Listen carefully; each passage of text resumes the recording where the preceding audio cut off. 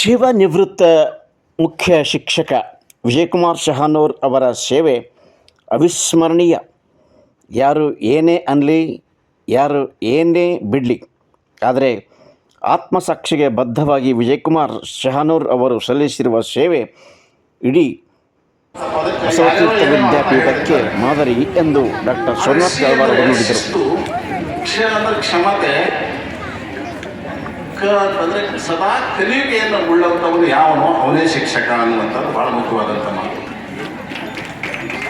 ಇಲ್ಲಿ ವಿಜಯಕುಮಾರ್ ಅವರಲ್ಲಿ ಶಿಸ್ತಿದೆ ಒಂದು, ಆಮೇಲೆ ಕ್ಷಮತೆ ಇದೆ, ತಾಳ್ಮೆ ಗುಣ ಬಹಳ ದೊಡ್ಡದು ಶಿಕ್ಷಕನಿಗೆ. ಅದರಲ್ಲಿಯೂ ಪ್ರಾಥಮಿಕ ಶಾಲಾ ಶಿಕ್ಷಕರಾದಂಥವರಿಗೆ ತಾಳ್ಮೆ ಗುಣ ಬಹಳ ದೊಡ್ಡದಿರಬೇಕು. ಇರದೇ ಹೋದರೆ ಬಹುಶಃ ಮಕ್ಕಳ ಜೀವನ ಹಾಳಾಗೋದನ್ನು ನಾವು ಗಮನಿಸ್ತೇವೆ. ಅದರ ಜೊತೆಗೆ ನಿರಂತರವಾದಂಥ ಕಲಿಕೆ ಇರಬೇಕು. ಬರೀ ಕಲಿಸುವಂಥದ್ದಲ್ಲ, ಪಾಠ ಹೇಳೋನೇ ಗುರು ಅಲ್ಲ. ಯಾರು ನಿಜವಾಗಿ ತಮ್ಮ ಜೀವನದೊಳಗೆ ದಿನಾಲೂ ಕಲಿತಾ ಹೋಗ್ತಾರೆ, ಬರೀ ಪುಸ್ತಕದ ಓದಲ್ಲ, ಲೋಕಾನುಭವ ಕೂಡ ಬಹಳ ಮುಖ್ಯವಾಗಿರುವಂಥದ್ದು ಒಬ್ಬ ಶಿಕ್ಷಕನಿಗೆ.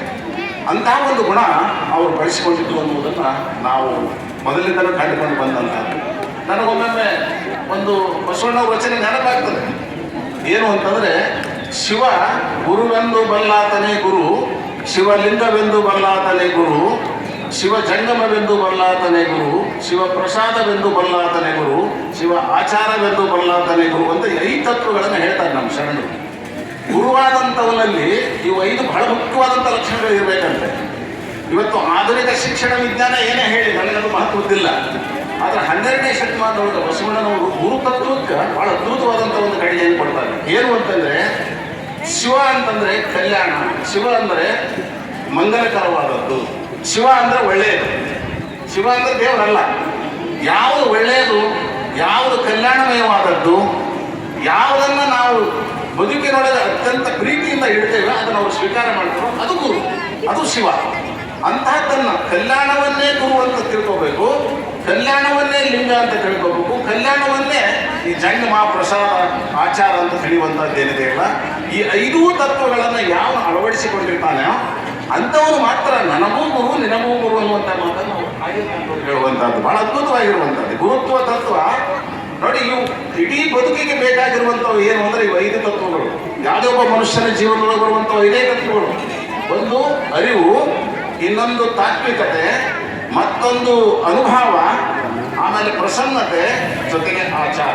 ಇವೇ 5 ತತ್ವಗಳು. ಮುಂದೆ ಗುರು, ಲಿಂಗ, ಜಂಗಮ, ಪ್ರಸಾದ, ಪ್ರಾಣಲಿಂಗ ಅಂತ ಹೇಳುವಂಥದ್ದು. ಆದರೆ ಇಲ್ಲಿ ಶಿಕ್ಷಕನಾದಂಥವನಲ್ಲಿ ಬಹಳ ಮುಖ್ಯವಾದಂಥದ್ದು ಏನು ಅಂದರೆ ಅರಿವು ಅನ್ನುವಂಥದ್ದು. ಯಾರಲ್ಲಿ ಅರಿವು ಇರ್ತದೆ ಆ ಅರಿವನ್ನು ಆಚಾರಕ್ಕೆ ತರ್ತಾನೆ, ಅದನ್ನು ಅನುಭವಗೊಳಿಸ್ತಾನೆ, ಅದರಿಂದ ಆ ಮಕ್ಕಳಲ್ಲಿ ಪ್ರಸನ್ನತೆಯನ್ನು, ಆನಂದವನ್ನು ಉಂಟು ಮಾಡ್ತಾನೆ, ಅವನೇ ನಿಜವಾದ ಗುರು ಅನ್ನೋದನ್ನು ನಾವು ಗಮನಿಸಬೇಕು. ಬಹುಶಃ ಆ ಎಲ್ಲ ಗುಣಗಳು ಆ ವಿಜಯಕುಮಾರ್ ಅವರಲ್ಲಿ ಇರುವುದನ್ನು ನಾವು ಮೊದಲಿಂದನೇ ಕಂಡುಕೊಂಡು ಬಂದಿರುವಂಥದ್ದು. ಒಂದು ಸಂದರ್ಭ ನೆನಪಾಗ್ತದೆ. ಕೆಲವು ಮಂದಿ ನಾವು ಸಮಾಜದೊಳಗೆ ಭಾಳ ದೊಡ್ಡವರು ಅಂತ ಹೇಳ್ಕೊತಿರ್ತಾರೆ. ನಾವಂತೂ ಇವತ್ತು ಒಂದು ಮುನ್ಸಿಪಾಲ್ಟಿ ಒಳಗೆ ಒಂದು ಯಾವುದೋ ಒಂದು ಓಣಿ ಅಧ್ಯಕ್ಷ ಯಾವುದಾದ್ರೂ ಸದಸ್ಯ ಆದಂದ್ರೆ ನಾವೆಲ್ಲರೂ ಅವನೇ ದೊಡ್ಡವು ಅಂತ ನಾವು ತಿಳ್ಕೊತಿರ್ತೀವಿ.